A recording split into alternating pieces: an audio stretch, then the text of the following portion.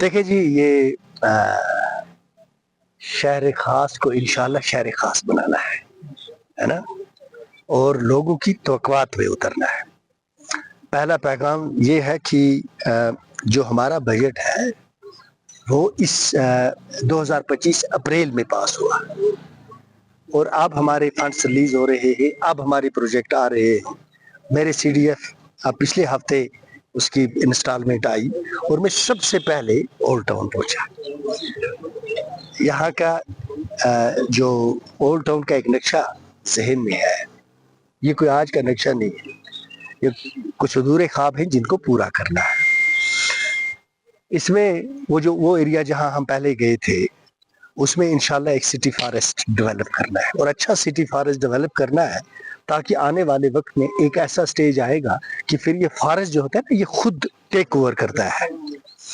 کسی جگہ آپ جب فارسٹ ڈیولپ کرتے ہو تو اس کا بیج پھر آگے خود بخود ڈیولپ کرتا ہے۔ ہم اس کی ابتدا رکھیں گے سٹی فارسٹ کی، اور یہ سٹی فارسٹ جو دیودار وغیرہ ہم لگائیں گے، اور جو میں نے ان سے ریکویسٹ کی ہے کہ اور بھی اچھے پلانٹس لائیں جن کی فاسٹ گروتھ ہو اور ہائیبریڈ ہو اور خوبصورت ہو، تو اللہ کے فضل و کرم سے یہ ایک وقت ہوگا یہ اس پہ خود بخود پھیل جائیں گے۔ آپ کے آنے والے بچے دیکھیں گے، ہم اس کی بنیاد رکھیں گے، 4 سال میں اس کو آگے لے کے چلیں گے، اس کے بعد اللہ کے فضل و کرم سے یہ خود چلے گا، اور ایک وقت ہوگا یہ بارہمولہ کا پچھلا جو آپ پہاڑ آپ کو ننگا نظر آتا ہے، اس میں خوبصورت جنگل ہونا چاہیے اللہ کے فضل سے۔ ایک تو یہ، دوسرا یہ ہے کہ ہم نے فیصلہ کیا ہے عیدگاہ کو ڈیولپ کرنے کا، اچھا بنانے کا، ایکو فرینڈلی بنانے کا، بیوٹیفل اینڈ ایکو فرینڈلی۔ کوئی کنکریٹنگ نہیں کریں گے ہم، لیکن ایکو فرینڈلی اس کو بنائیں گے۔ میں نے ان کو وہ سارا بتا دیا ہے، اس میں بھی میں اپنی کانسٹیٹوئنسی ڈیولپمنٹ فنڈ میں سے پیسہ دے دوں گا۔ یہ جو ہے، یہ جب ایک صاحب منسٹر تھے تو اس وقت ہم نے اس کو یہ ڈیولپ کیا تھا۔ اب اس کی آپ حالت دیکھ سکتے ہیں، یہ یہاں پہ گلنار پارک کے سامنے یا آزاد گنج کے سامنے، this is a beautiful patch of land, ہم نے اس کو بڑا بدصورت بنا دیا ہے۔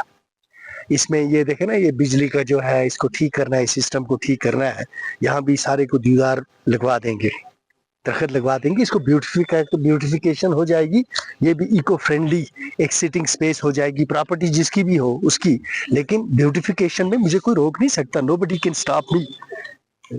یا تو یہ تو میری ذمہ داری ہے، میں گورنمنٹ میں ہوں، میری ذمہ داری ہے کہ اس کو جو بارہمولہ قصبہ ہے جہاں پہ لینز ڈیولپ ہوں گی، ڈرینز ڈیولپ ہوں گی، سیوریج ہوگا، پانی کی جو آپ کا پینے کا پانی ہے، اس میں ان 4 سال میں آپ کو بارہمولہ سارے کو بالخصوص اور خاص کر اس شہر خاص میں پینے کے پانی کو صاف کر دیا جائے گا۔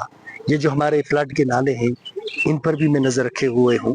تو دیکھیں، میں جھوٹ بولتا نہیں ہوں، فطرت میں نہیں ہے کہ میں جھوٹ بولوں، کیونکہ جھوٹ کی عمر جو ہوتی ہے یہ بڑی کم ہوتی ہے، یہ کم ظرف لوگ جھوٹ بولتے ہیں۔ جتنا مجھے ممکن ہے میرے ریاست کے بجٹ کے اندر، وہ سب انشاءاللہ آپ دیکھیں گے ہم یہاں کریں گے۔ میرا ہے، جب میرے پروجیکٹ جو کنسیو کیے ہیں جو فائنل سٹیج پہ جب وہ ہو جائیں گے تو انشاءاللہ چیف منسٹر صاحب خود آئیں گے ان کی افتتاح۔ ہاں، ہم اولڈ ٹاؤن میں، میری ذاتی خواہش ہے کہ میں آنریبل چیف منسٹر صاحب کو یہاں اولڈ ٹاؤن میں لاؤں، اور یہاں کی حالات کو دیکھیں کس طرح سے ہم اس کی تعمیر و ترقی کرتے ہیں۔ لیکن اس سب کے لیے یہ بڑا لازمی ہے کہ اللہ تعالیٰ کرے جموں کشمیر میں اور بر صغیر میں امن قائم رہے، اور اس پیغام کو اصلی پہنچنا چاہیے۔ روڈ کا بھی یار بات کچھ کر رہا ہوں، یار بڑی بات کر رہا ہوں، ہے نا۔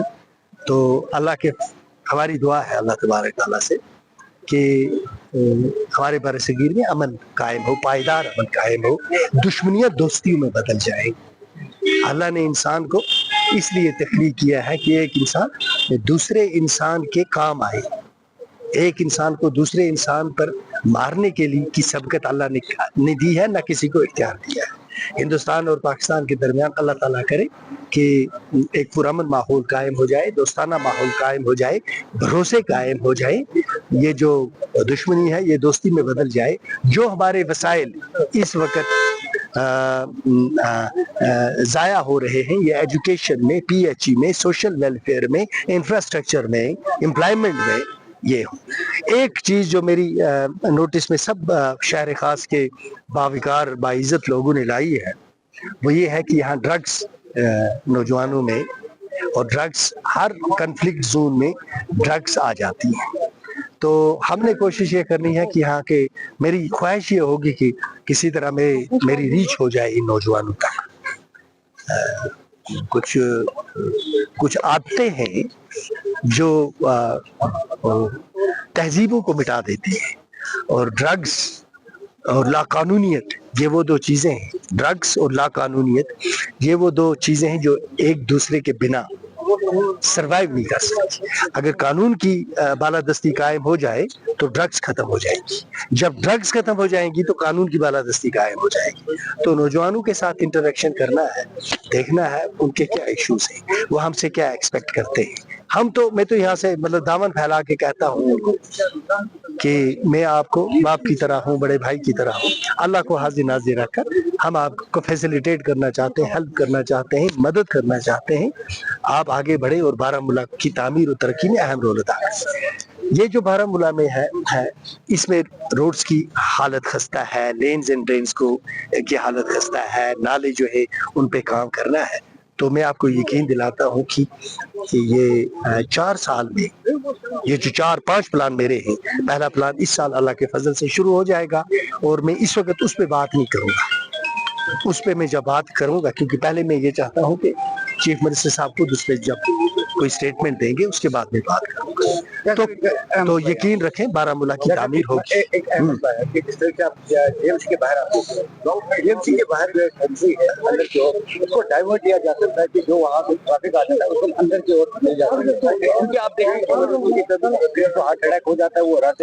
سنیں میری عرض, آپ کو میں ایک بات بتاتا ہوں, بتانی نہیں چاہیے تھی. اب پتہ نہیں آپ یہ رکھو گے کہ نہیں رکھو گے, اتنی ہمت ہے آپ میں جرنلسٹ میں.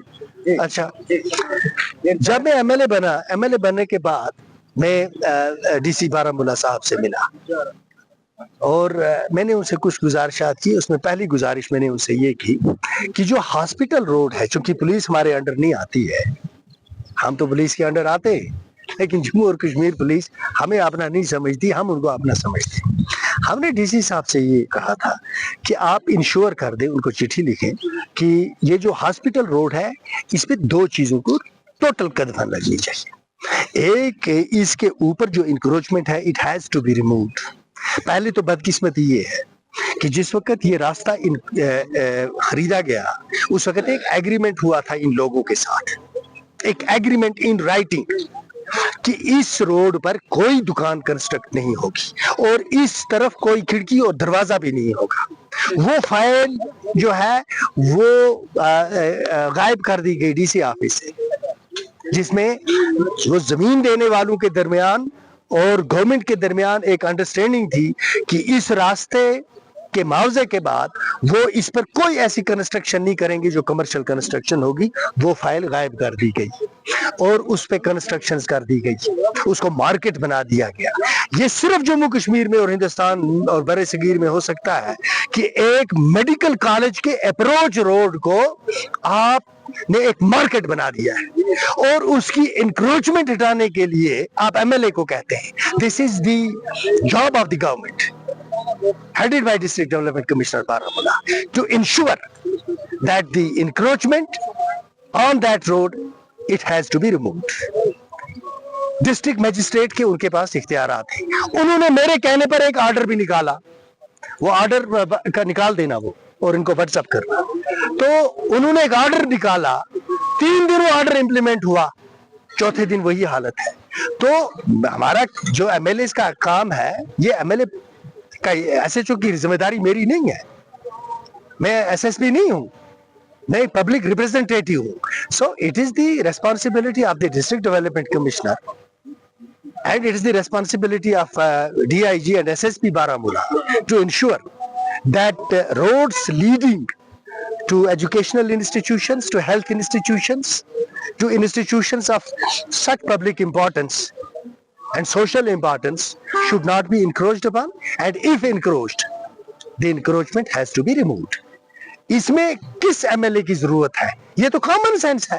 تو جب وہ آرڈر پاس کریں اور 3 دن کے بعد کا آرڈر پٹری پر بھی نہ چلے تو آپ کیا ایکسپیکٹ کر سکتے ہیں کہ ہمارے یہاں کون سی بڑی تبدیلی وہ لا سکتے ہیں؟ تو یہ بات تو اب بورڈ میٹنگ ہوگی اس میں کریں گے. لیکن مسلم کونسل بارہمولہ نے یہاں پہ کریاپا پارک کے سامنے جو ایک سومو اسٹینڈ اس کو انہوں نے شفٹ کر دیا. ٹھیک ہے, یہ کیونکہ عام لوگوں کی ہے کہ عام لوگوں کی گریونس ہے, کوئی بھی بیمار آتا ہے, یہ معمولی سی بات ہے, راستہ وہ وہاں سے بھی لے سکتے ہیں اور گاڑیاں صرف ہسپتال کے اندر سے آ سکتے ہیں. یہ چھوٹا سا مسئلہ ہے, ایٹ لیسٹ اس پہ تو تھوڑا سا اگر یہ ہوگا کہ اگر بارہمولہ سے بھی آپ انہیں بولیں گے. میں نے کہا بورڈ میٹنگ میں ہم بات کریں گے, بات کر کے ہی آرڈر تو نکلوایا تھا.